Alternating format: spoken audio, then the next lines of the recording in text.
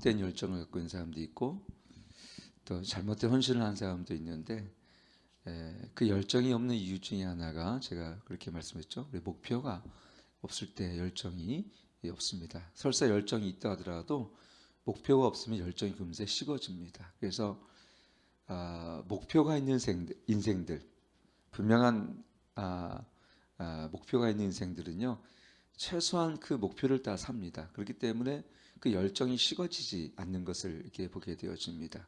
제가 가끔 얘기하지만 속도보다 그래서 방향성이 중요하다는 것이죠. 막 뛰어갔는데 어디가 목표점인지 모르는데 어디가 목표인지 모르는데 어떻게 갑니까? 울산을 갈지 부산을 갈지 목표를 갈지 이 목표가 있어야지 가잖아요. 근데 목표가 없는 사람은 어떻게 돼요? 인생이 지루하고 너무나 느슨하죠. 가끔 그런 얘기를 하죠. 제가 정말 돈이 많은 사람들을 제가 이렇게 옆에서 직접적으로 간접적으로 이렇게 보게 될 때가 있었어요. 근데 정말 목표가 없습니다. 이미 다른 사람이 갖고 있는 목표를 다 갖고 있어서 그런지 몰라도, 물론 다른 건 아니죠. 돈이 많이 있다고 해서 목표가 없는 건 아닌데 대체적으로 잘못 이렇게 뭐랄까요, 이렇게 재산 때문에 목표를 설정하지 않고 그냥 막연하게 살아간다면 오히려 돈이 많은 것이 그 사람의 인생을 어떻게 해요?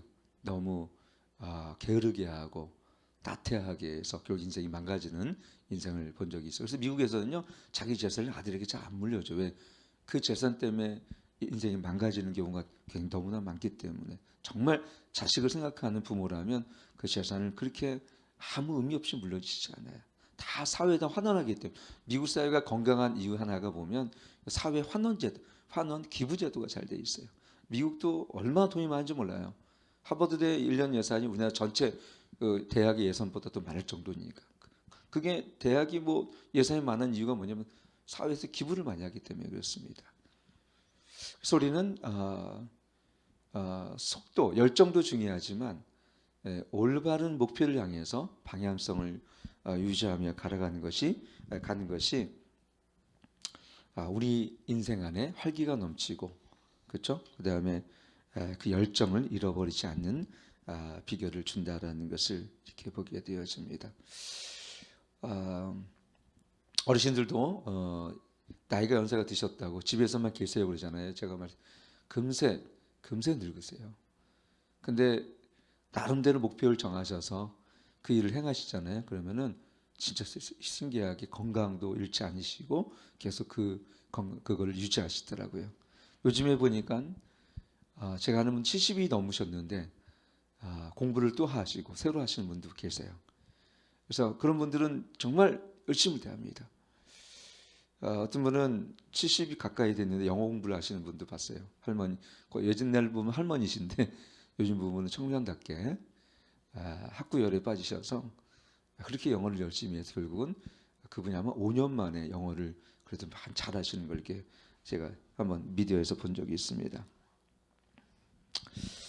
바울은 내가 그래서 예수께 잡힌바된 그것을 잡으려고 쫓아간다 그랬습니다. 바울은 예수님을 만난 이후에 예수님께 사로잡혔습니다. 예수님께 받은 그 소명을 따라 바울은 정말 은혜의 그 복음을 증거한 일을 위해서 자기 생명을 조금도 아끼지 않았다 그랬습니다. 여러분, 그래서 우리는 그리스도인들이 예수님을 만나게 되어지면 목표가 새로워진다고 제가 말씀드렸습니다. 자기를 위해 살았던 인생들이 예수 그리스도를 위해 살고, 자기 유익을 위해 살았던 사람들이 다른 사람의 유익을 위해 살아갑니다. 이기적인 사람이 이타적인 사람이 되어지고, 자기를 헌신하게 되어지고, 희생하게 되어지고, 나누는 삶을 살게 되어집니다. 예수 믿는 사람이 예수님을 만나서 예수 그리스도 안의 은혜를 받은 사람의 그래서 첫 번째 변화는 뭐냐면 우리 안에 사랑입니다. 어저께 얘기했죠. 사랑이 그 헌신을 하게 만든다고. 예수님의 사랑 안에서 한 번도 경험하지 못한 하나님의 그 놀라운 사랑을 경험한 사람들은 그 세상에 상처받고 버림받고 그런 사람들이 삶의 모습이 완전히 변하게 되어져서, 그래서 어떻게 됩니까? 오직 예수님을 위해서 살아갑니다. 그리고 예수님의 사랑을 따라 살게 되어지고, 그리고 그 삶 안에는 예수님의 사랑의 삶이 형성되어져요. 그것이 하나님의 형상이라고 우리는 얘기할 수 있죠.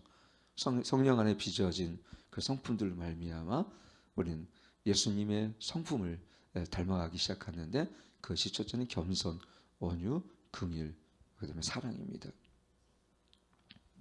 그래서 그 삶 안에 어때요? 옛날에는 많은 사람들이 과거 일에 왜 앞으로 나가지 못하냐면, 왜 우리가 목표를 향해 나가지 못하면 대부분 과거의 삶에 묶여 있어요. 여기 13절에 있죠. 여기 보면 형제들아 나는 아직 내가 잡은 줄 여기지 아니하고 오직 한 일, 즉 뒤에 있는 것은 잊어버리고 앞에 있는 걸 잡으려고 표대를 향하여 그리스도 예수 안에서 하나님이 위에서 부르신 부르심의 상을 위해 쫓아가노라 그랬습니다.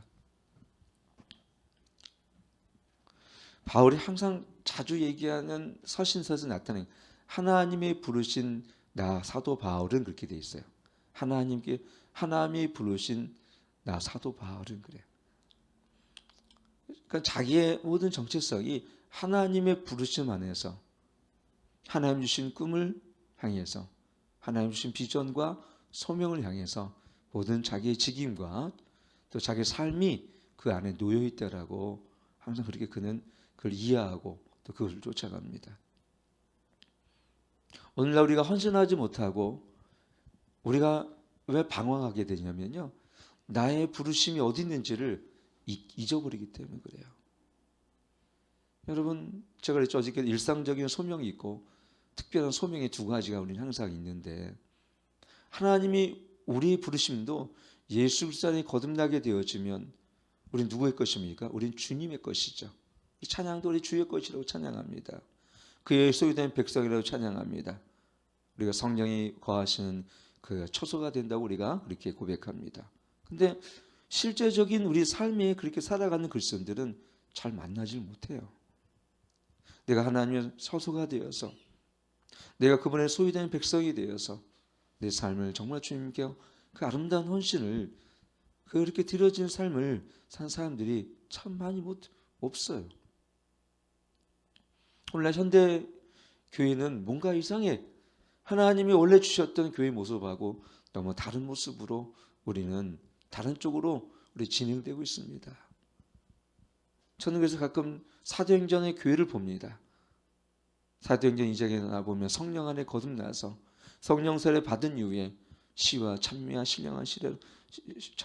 신령한 노래로 화답하고 날마다 떡을 떼며 순전한 모습을 보이기를 힘쓰고 자기 것을 여기지 않냐고 다른 사람을 위해서 자기 재산을 다 이렇게 하나님의 나라로 드렸던, 그걸 보면서 날마다 모이기를 힘쓰는 것도 교회 오늘날 없고, 그러면 순전한 모습도 교회에 보이지 않을 때도 참 많고, 다른 사람을 위해서 자기의 모든 것을 하나님께 드려진 것도 전 본 적도 없고, 그렇다면 오늘날 교회는 어떤 교회일까? 이런 고민이 목회자로서 생깁니다. 그래서 우리 교회 목표 하나는 초대교회처럼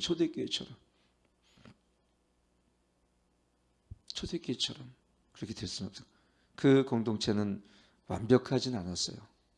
완전하진 않았지만 그래도 예수님의 핏값을 세우신 교회 중에서 초대교회만큼은 정말 순전한 모임이었고, 정말 하나님이 기뻐하시는 저는 공동체라는 생각을 이렇게 갖게 되어줍니다. 오늘 현대교회는 너무 이기적이에요. 우리 삶이 자신을 위해 살고 자신의 영예를 살고 그럴 때가 참 많아요. 이것이 깨트려지지 않는 한 성령께서 우리와 함께 동역하기는 정말 어려워요. 나를 깨트리고 나를 부인하는 그 인생들, 그런 사람만이 사실 전도 현장 속에 있습니다. 솔직히 얘기하면 나를 부인하지 않으면 나는 사람이 나도 살기 힘든데 이렇게 생각하죠. 나도 먹기 살기 힘든데 무슨 내가 다른 사람을 기도해요. 대부분 제가 나라를 위해서 기도하자면 그렇게 얘기합니다.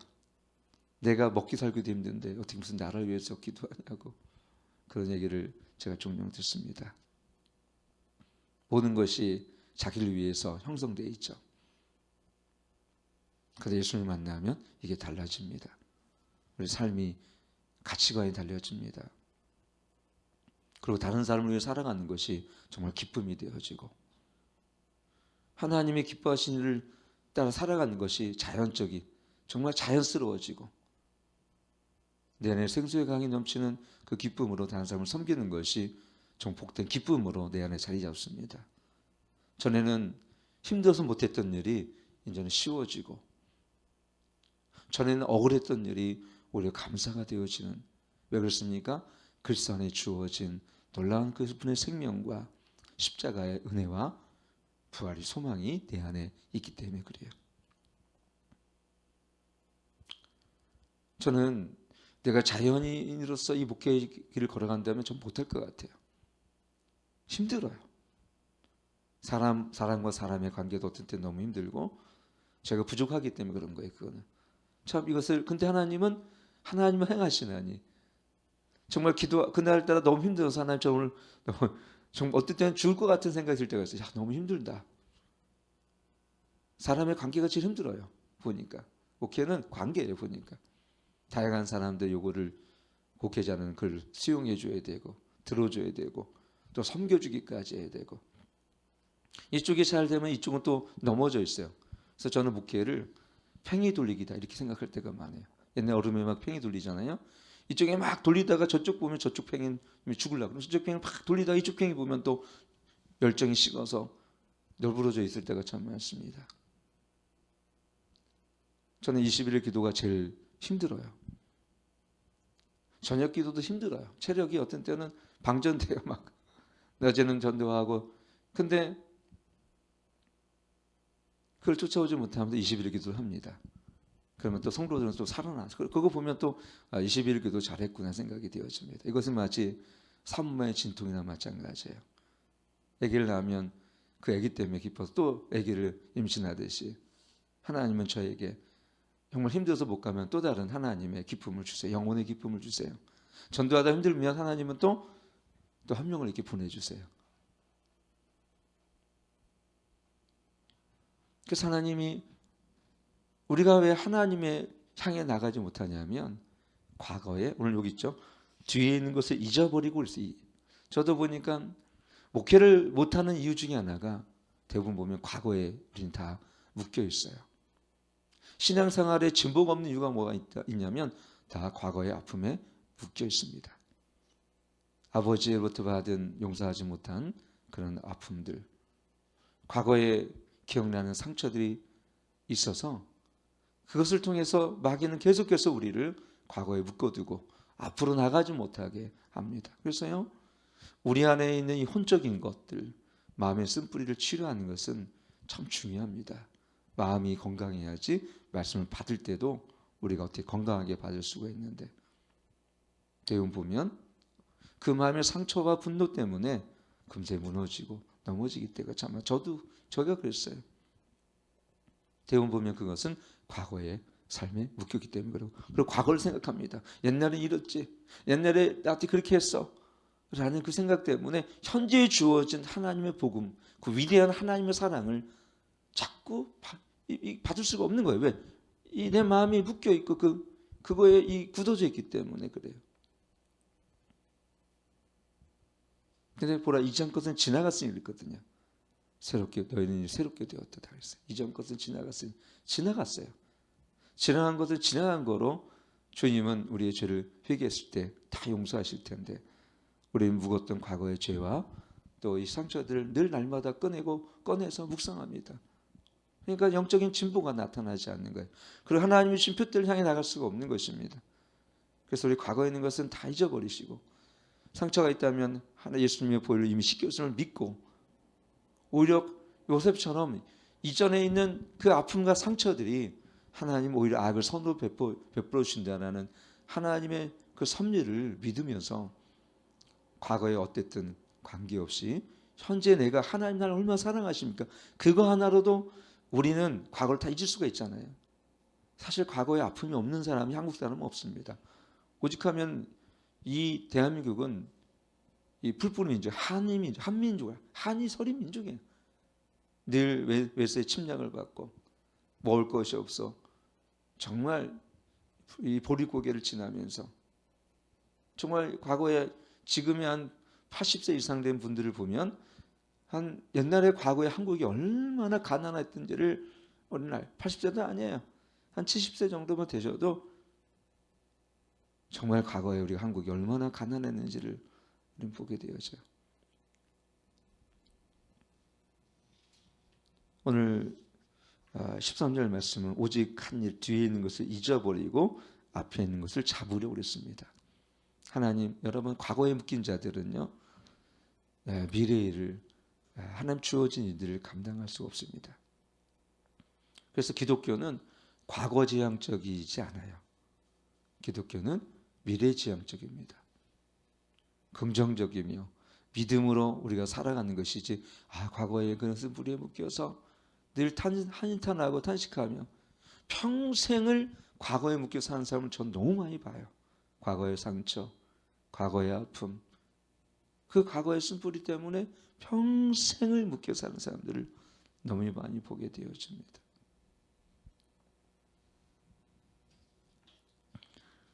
그래서 우리는 앞으로 멈추지 않고 나가야 될 줄 믿습니다.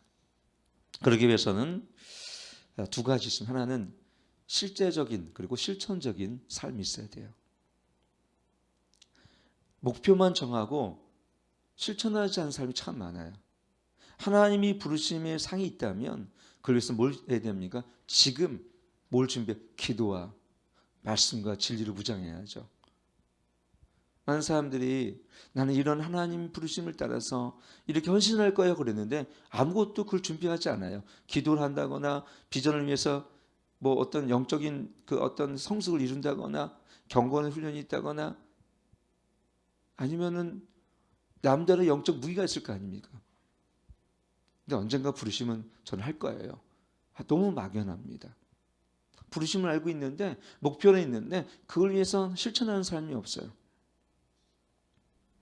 그래서 우리는 이런 목표가 주어졌을 때 다윗처럼 어떻게 하라고요? 물맷돌을 던지시길 축원합니다. 내가 그런 말씀 드렸는지 모르겠어요. 다윗이 생각해 보세요.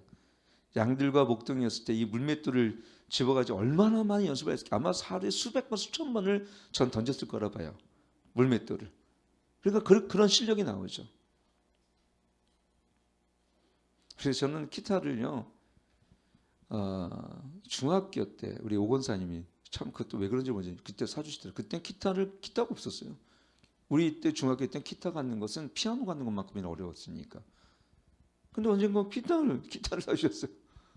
그래서 자연스레 기타를 배우게 됐습니다. 근데 정말 기타를 하루에 1시간, 2시간씩 칠 때가 많아서 그냥 될 때까지 쳤어, 될 때까지. 근데 나중에 그래도 하나님 제가 사역하고 목회하는 데 있어서 이 기타는 정말 도움이 많이 되죠. 정말 저한테 도움 많이 됐어요. 그리고 저도 사춘기를 이길 때도 기타는 저에게 정말 음악은 도움이 많이 됐어요. 그래서 우리가 하나님이 주신 목표를 이루기 위해서 지금 영적인 무기를 어떻게 해요? 가지고 지금 훈련하라는 것입니다. 여러분의 물맷돌을 가지고 연습하라는 것입니다. 대부분은 이론적인 사람이 많아요. 탁상 공론만 합니다. 왜 안 되지? 실천해 보세요. 한번. 하나라도. 그러면 그것이 엄청난 그것을 10년 동안 지속하면요. 뭐든지 한 가지를 10년 동안 지속하면 뛰어남과 탁월함과 우수함이 생겨요. 거기서. 그리고 뭔가 나옵니다. 그래서 빵을 만드는 기술을 배워도 10년 해보세요. 요리를 한번 10년 동안 해보십시오. 그리고 기도를 10년 동안 해보십시오. 방언기도 10년 동안 해보세요. 거기서 엄청난 파괴를 가진 영적 무기가 나옵니다. 그래서 저는 여러분 목회를 10년 하잖아요. 참 신기한 게 뭐냐면 논문을 쓴 박사보다도 목회를 10년 한 사람이 10배 더 많이 알아요. 진짜로 그래요. 왜? 실천했기 때문에. 여러분 참 우리 이메일 집사님이 그걸 잘하세요. 5년 동안 한결같이 구애를 받지 않으시고 진짜 그걸 하시는. 그러니까 뭔가 거기 나옵니다. 반드시 열매가 맺습니다. 우리 강호 형제와 김현 집사님 이제 1년 동안 지금 기도하고 있는데 그 열매가 1년 동안 한 거고 또 3년 동안 한 거 달라요. 최소한 기도는요 적어도 3년 이상 해봐야 돼요. 그럼 거기서 뭔가 나옵니다. 우리 이미 집사님이 새벽기도를 지금 거의 4년 반 정도 했었을 거예요. 글 빠지지 않고 하면 뭔가 나옵니다. 병이 치료가 되든 내가 바뀌든 세상이 바꿔놓든 가정이 변하든 내가 가정을 변화시키든 편해요. 근데 우리는 안 합니다. 그래서 왜 안 되냐고 물어봅니다. 그건 실천이 없기 때문에 그래요. 마지막은 뭐냐면 힘든 거를 넘어서는 훈련이 필요합니다. 힘든 걸 넘어서요. 근데 가장 힘든 건 뭐냐면 자신이에요. 자신. 게으르고 안일하고 나태한 자기 습관적인 이 안일함들을 넘어서는 거 힘들고, 두 번째는 뭐냐면 쉬운 것만 쫓아가려는 우리의 습성 때문에 그래요. 근데 이제부터는요, 힘든 것을 즐기십시오. 힘든 것을. 그것이 싫으면 즐기시면 돼요. 저는 그래서 한 가지 제 모토가 있어요. 목회를 즐기자, 이렇게 바꿨어요. 전도를 즐기자. 너무 힘들거든요. 근데 즐기면 안 힘들어요. 여러분, 즐거운 것은 아무리 많이 안 힘들어요. 오직하면 여러분, 애들 게임하면 밤새도록 해도 1시간도 안 지난 것처럼 밤새 하잖아요. 근데 애들 보고 공부하라 보세요. 1시간만 제가 자고 있지. 모든 것을 즐겁고 기쁘게, 힘든 것을 즐기면요, 안 지루하고 기뻐요. 그리고 어떻게 하지? 힘든 건 난 못해. 이런 사람은 절대 못해. 근데 그 힘든 걸 즐기는 겁니다. 저는 솔직히 목회를 즐깁니다. 솔직히 그래요. 전도들 즐깁니다. 밖에 가서 사람들하고 막 기쁘게 얘기해요. 지나가는 사람하고 막 얘기하고 진짜 그래요. 저는 나와보세요. 저는 나가면 지나가는 사람하고 별별 사람하고 막 얘기하고 막 그래요. 저는 진짜 인생도 얘기하고, 그러셨어요. 아유, 얼마나 힘드셨어요. 막 그냥 우리 교회 전달고 될 것 같지 않은 사람하고도 저는 어저께도 한 30분 얘기했어요. 좀 아깝긴 해지만. 근데 나중에 향기나는 교회 다니시는데 꼭 우리 교회 보시더라고요. 저는 진짜 우리 교회 오라는 얘기 안 해요. 그런 분들은. 근데 그분이 우리 교회 꼭 와보시겠대요. 그걸 40년 다니셨다는데 토백이더라고요. 토백이 본방들. 인생을 때로는 그분의 어려움을 보니까 외로우신 것 같아. 그래서 저는 힘든 것을 즐기는 것을 전 배우게 됐어요. 근데 힘든 것을 어렵다고 생각하는 순간에 정말 고비가 와요. 저는 힘든 것을 즐길 때 우리가 표대를 향해서 그 목표를 우리가 이룰 수 있다는 것을 여러분 아시기를 바랍니다. 그리고 여러분 기도하십시오. 바울처럼 얼마나 열정 가서 은혜가 어저께 얘기했죠? 사랑과 은혜가 우리를 열정을 일으킵니다. 그래서 정말 나태하고 지루한 사람이요, 첫사랑을 하지 않습니까? 그럼 어떻게 해요? 뭐든지 새로워져요. 열정이 샘솟아요. 하나님 안에 똑같습니다. 영적으로도 하나님을 사랑하잖아요. 그때부터 열정이 솟고 새벽기도 나오는 거 하나도 안 힘들어요. 힘들지만 그 사랑의 힘이 너무 강력하기 때문에.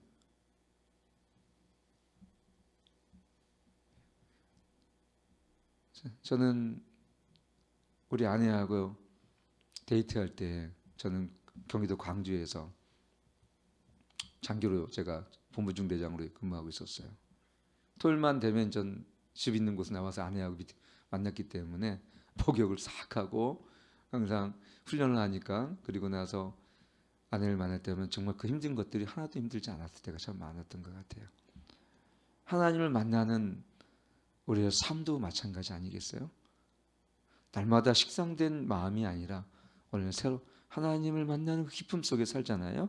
그럼 죄송하지만 새벽 기도도, 우리의 기도도 힘들지가 않아요.